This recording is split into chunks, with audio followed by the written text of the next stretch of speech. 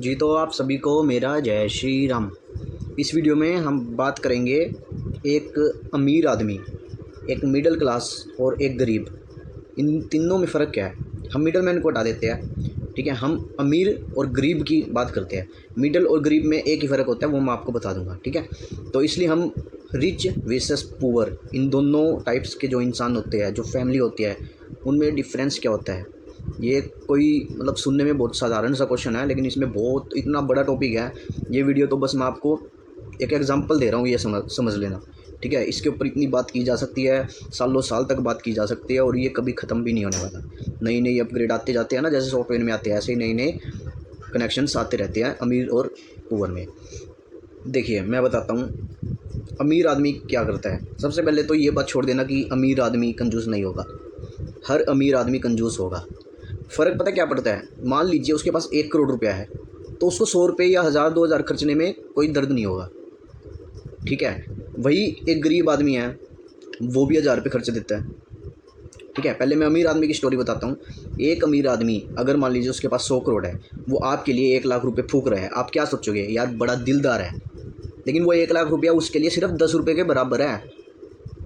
फूक क्या रहा है वो, उसकी औकात है। सबसे बड़ा पॉइंट है ये। हम ये सोचते हैं कि उसने मेरे ऊपर 10,000 रुपये फूक दिए।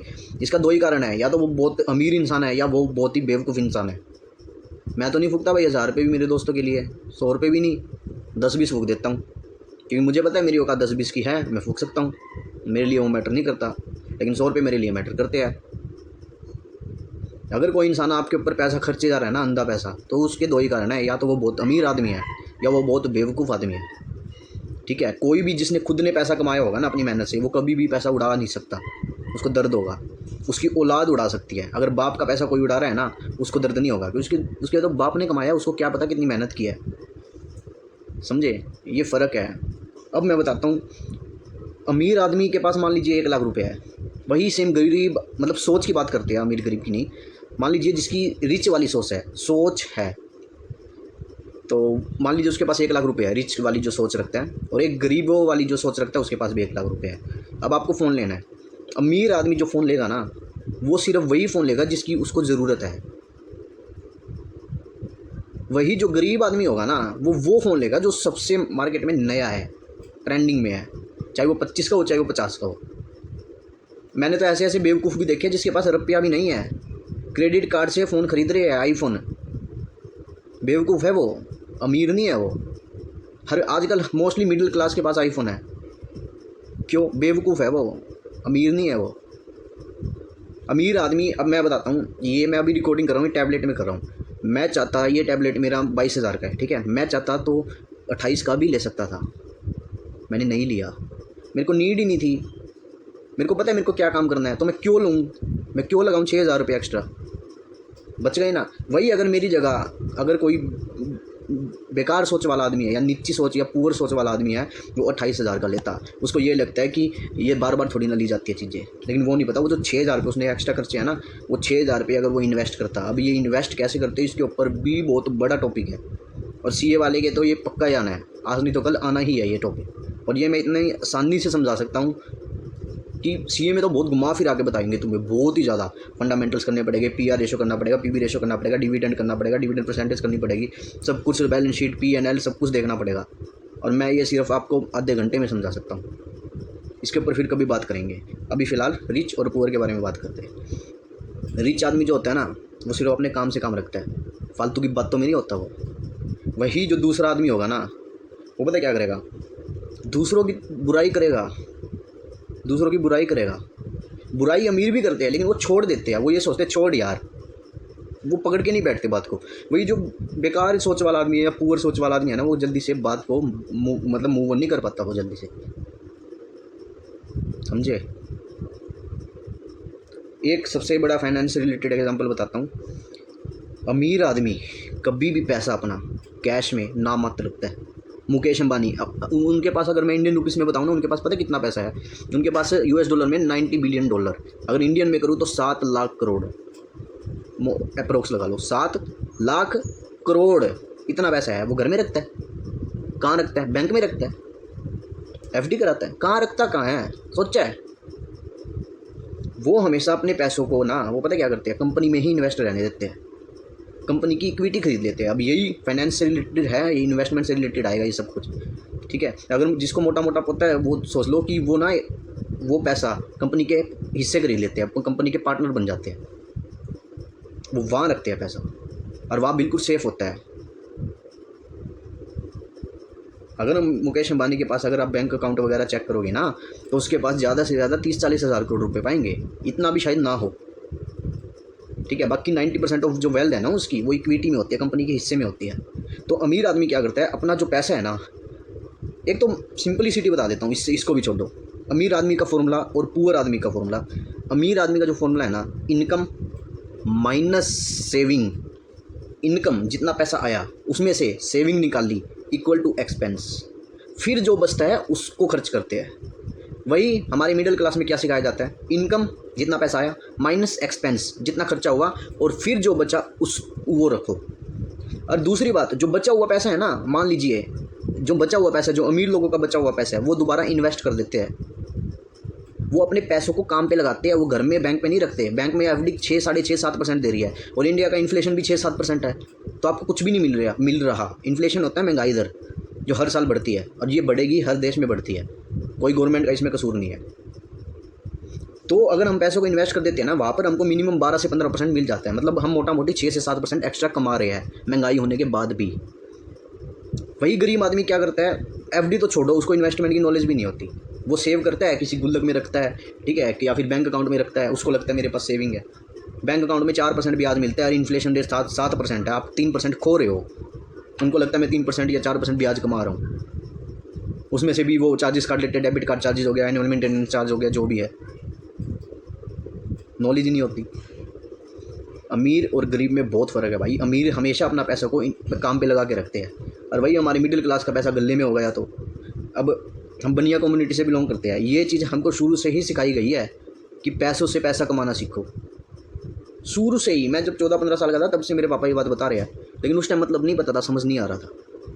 इसलिए बनिया होता है, इसलिए बनिया बिजनेसमैन होता है। उसको पता है बिजनेस से 1 नहीं 2 नहीं 10 गुना पैसा कमाया जा सकता है, वही नौकरी में नहीं कमाया जा सकता।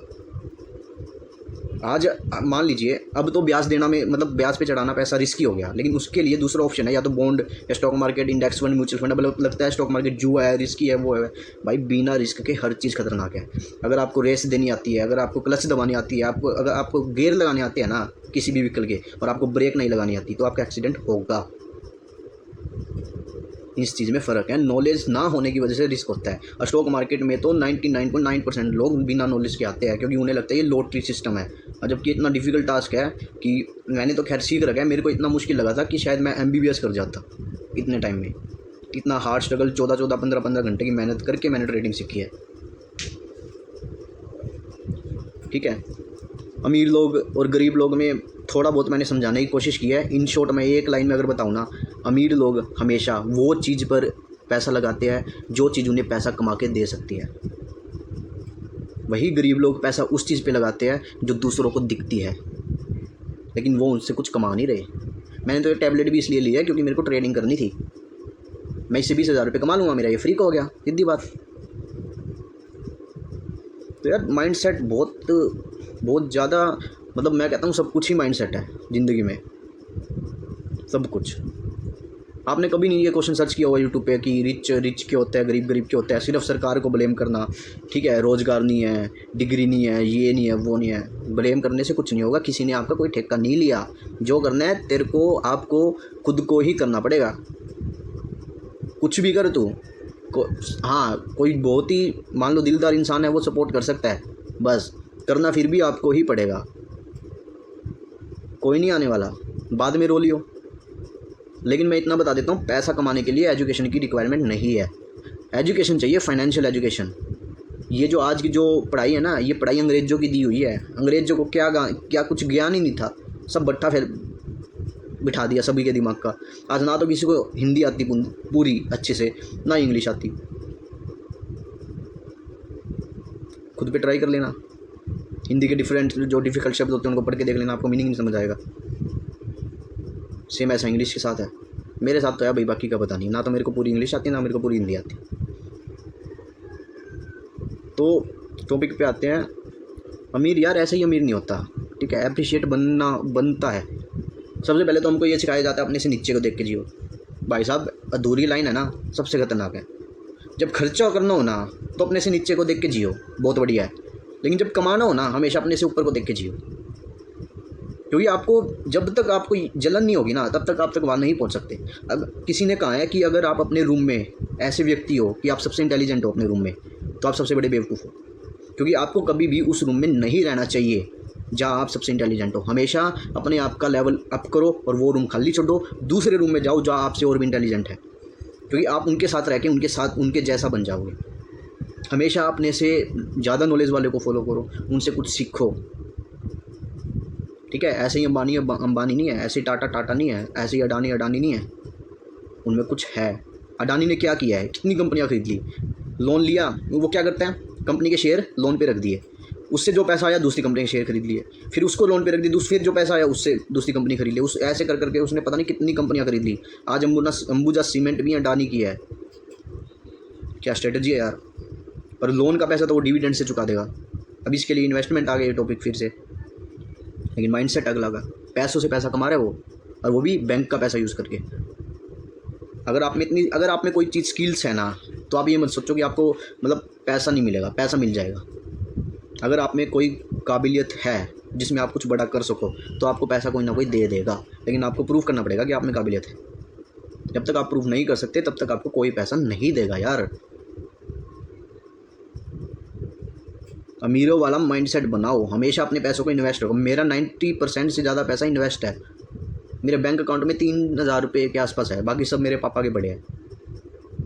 3,000 भी हुआ इमरजेंसी के लिए, और एक मैंने क्रेडिट कार्ड ले रखा है ताकि मैं मेरा सिविल स्कोर इंप्रूव कर सकूँ। कल को अगर मेरे को लोन की ज़रूरत हो तो मेरे को मेरे अच्छे सिविल के बेस पे कम ब्याज में लोन मिल जाए। ये होती है फाइनेंशियल प्लानिंग। आज मैं यंग हूँ, आज मैं प्लानिंग कर रहा हूँ, अच्छी बात है। आज से 20 साल बाद करने का क्या फ़ायदा। मैंने मेरा हेल्थ इंश्योरेंस ले रखा है, लाइफ इंश्योरेंस मेरे को लेना है, मेरा रिजेक्ट हो गया था। अब लाइफ में क्या होता है, एक तो पेंशन, वो मैंने कर लिया जुगाड़। एक हेल्थ इशू होता है, वो मैंने जो कर लिया जुगाड़। एक होता है डेथ इशू, मतलब अगर कोई घर का ऐसा मेंबर की डेथ हो जाए भाई जिसके वजह से पूरा घर चल रहा था, तो उसका इंश्योरेंस, लाइफ इंश्योरेंस करवाना ज़रूरी होता है। ठीक है, क्यों ज़रूरी होता है, क्योंकि यार कल को अगर कोई बीवी बच्चे को पढ़ाना है या फिर बच्चे अपने बड़े होंगे उनके लिए कुछ करना है तो उनको वो पैसा काम आ सके। अब मेरा बस ये बाकी है, ये मैंने कर लिया मेरी बड़ी एज के लिए। अब मैं यंग एज के लिए क्या कर रहा हूँ, मैं कर रहा हूँ ट्रेडिंग। हाँ, आज से 3-4 साल बाद और मेरे को टाइम लगेगा, उसके बाद मैं पैसा कमाना शुरू कर दूँगा अच्छा खासा। थोड़ा बहुत तो अभी भी कमा रहा हूँ, अच्छा खासा की बात कर रहा हूँ यार।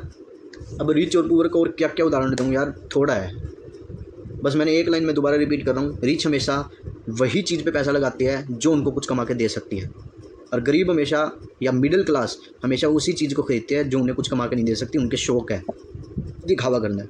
अब मिडिल और गरीब में एक ही फ़र्क है कि मिडिल क्लास पैसा बचाता है, लेकिन पुअर क्लास पैसा बचाता भी नहीं, वो भी उड़ा देता है। बस ये मैंने कहा था, मैं आपको इस वीडियो के स्टार्टिंग में इन दोनों में एक ही डिफरेंस है वो मैं बताऊंगा, वो यही है। मिडिल और रिच में एक फ़र्क है, मिडिल पैसा बचाता है, रिच पैसों को इन्वेस्ट कर देता है, पैसों से पैसा कमाता है, अपने खर्चों को कम करता है। अब हम क्या करते हैं, मान लीजिए आपके पापा की सैलरी 50,000 है, ठीक है, आज आपका खर्चा 25,000 है, कल को 50,000 से आपके पापा की सैलरी 1 लाख होगी ना, आपका खर्चा 50,000 हो जाएगा। शौक बढ़ जाते हैं। अगर ये मेरे साइड में एसी है, ठीक है, अगर मान लीजिए हमारी इनकम 1 लाख से कम है तो क्या मैं एसी लगवाता? मान लीजिए 20,000 की इनकम है, मैं एसी लगवाता? नहीं। मेरे को पता है मेरे पास पैसा है इसलिए ये लगवा रखा है। ये गलत है, हैबिट भी बुरी है, हेल्थ के लिए भी अच्छी नहीं है, लेकिन अब तो खैर गलती कर दी, लेकिन आगे इम्प्रूव करेंगे। तो ये गलती आप मत करना। जैसा लाइफस्टाइल है किसी को दिखाने की ज़रूरत नहीं है, पल्ले होना चाहिए, दिखावे में कुछ नहीं रखा, पल्ले होना चाहिए। दिखावा क्या करना है यार, दिखावा तो बहुत कर रहे हैं लोग, इतना कर रहे हैं कि आप कंपटीशन नहीं कर सकते। रोड पे आए हुए लोग 1 करोड़ की गाड़ी खरीदने का दम रखते हैं क्रेडिट कार्ड के बेस पे। ठीक है, तो सोचना कभी, और अपने दिमाग से यूट्यूब पे पढ़ना, बुक्स पढ़ना। एक रिच डैड पुअर डैड के नाम से बुक है, रोबर्ट कियोसाकी ने लिखी है वो बुक, लाइफ चेंजिंग बुक है, लाइफ चेंजिंग। उसमें आपको सब पता लग जाएगा रिच और पुअर में क्या फ़र्क होता है। अगेन एक बात रिपीट कर रहा हूँ, रिच हमेशा एसेट्स में पैसा लगाते हैं, पुअर हमेशा लाइबिलिटीज़ में पैसा लगाते हैं। जय श्री राम।